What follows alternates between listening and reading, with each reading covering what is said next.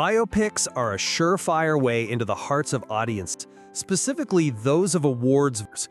This has been the case for eons, it seems, and the pattern's still strong. From flicks like Oppenheimer, Gandhi, Lawrence of Arabia, and Schindler's List, biopics have snagged the attention of moviegoers, history lovers alike, and it's no secret that they've also dominated awards when the season rolls around. Often claiming the grand prize on cinema's biggest nights, the Oscars, of course, being one of them, there are some films that, upon release, are accused of being Oscar bait or a film solely being made to exist to campaign for talent and collect awards. Whether or not that can be proven is beside the point, as there could be a case to be made for every genre. Whether good or bad, this sort of speculation has already been swirling around the latest A24 and Benny Safdie-helmed collaboration with his biographical drama, The Smashing Machine. What is The Smashing Machine about? The Smashing Machine tells the true life story of one Mark Kerr, a former professional wrestler, martial artist, and UFC legend. The film specifically focuses on his career in life from the years 1997 to 2000, which was a tumultuous time in the athlete's life, as he not only struggled with a serious and life-threatening addiction to opioids, but also faced several mental health challenges, career obstacles, and seriously rocky relationship troubles with his girlfriend Dawn. We follow Kerr as, despite all this, he attempts to climb to the top of professional fighting, alongside his good friend and fellow fighter, Mark Coleman, portrayed by real-life UFC champ Ryan Bader, as well as his loyal and supportive coach, played wonderfully by Bas Rutten. Through turmoil and hardship, we follow as Kerr navigates and paves his own way in the world, while also balancing the sport and the people he loves most, all while non-stop in his relentless pursuit of success. But when the throes of addiction, coupled with a roller coaster of a relationship with Dawn, really take their toll, Kerr starts to stumble in his career, and it doesn't take long for the media and even his own fans to start calling him a has-been. He starts losing, and badly, taking beatings, freezing mid-fight, and losing focus on what really matters. At this point for Kerr, it was a matter of accepting his own downfall or begin on the hard and bumpy path to redemption. The Smashing Machine boasts solid performances. Johnson plays the colossally powerful yet gentle giant of a man that is Kerr in a remarkably refreshing way in comparison to other rough-and-tumble sports legends in cinema history. Kerr is ultimately a soft and tender individual. That is, until it's time to do his thing in the ring, in which case he lets loose a previously hidden ferocity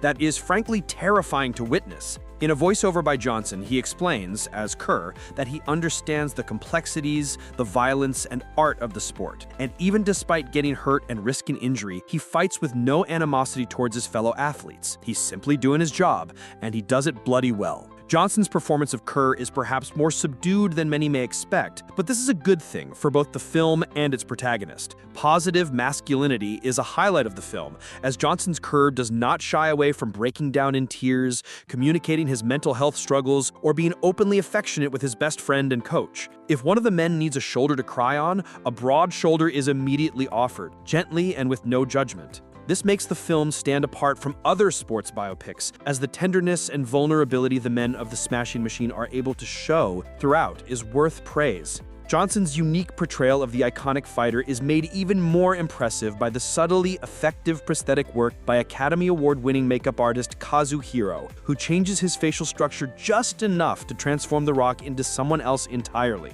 The same subtlety cannot be said about Blunt's performance as on and off girlfriend Dawn, as she is directed to play the woman somewhat like a caricature of the classic manic wife role. Dawn, as a character, is rather one-dimensional and nothing but obnoxious, as she puts her struggling boyfriend and herself through a number of often selfish screaming matches and repetitive fights that go nowhere, and it gets old very fast for both Kerr and us as the audience. Blunt does a fine job doing what we can only assume she was directed to do, but ultimately doesn't do Dawn any favors. And it's a shame, as we can be almost certain that the real-life woman this character is based on was more multifaceted than what is represented of her on screen. Benny Safdie takes the tame route with The Smashing Machine. Though The Smashing Machine is solid enough in most of its aspects, technicals included, it's nothing we haven't seen before when it comes to plot, story beats, and themes. It almost feels at times that Safdie borrowed entire sequences from the Mark Kerr documentary of the same name for the majority of the first half of the film in particular.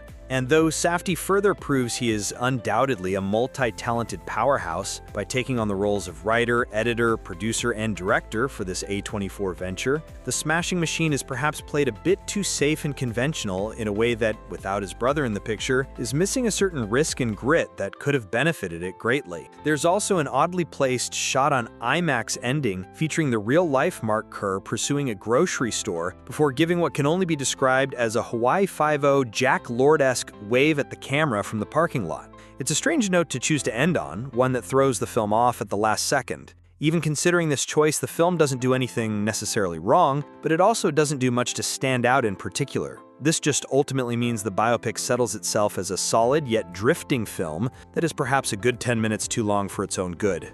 Though meandering and a bit tame, The Smashing Machine is nonetheless a success for all involved, and only time will tell if it receives the flowers it's undoubtedly chasing come award season.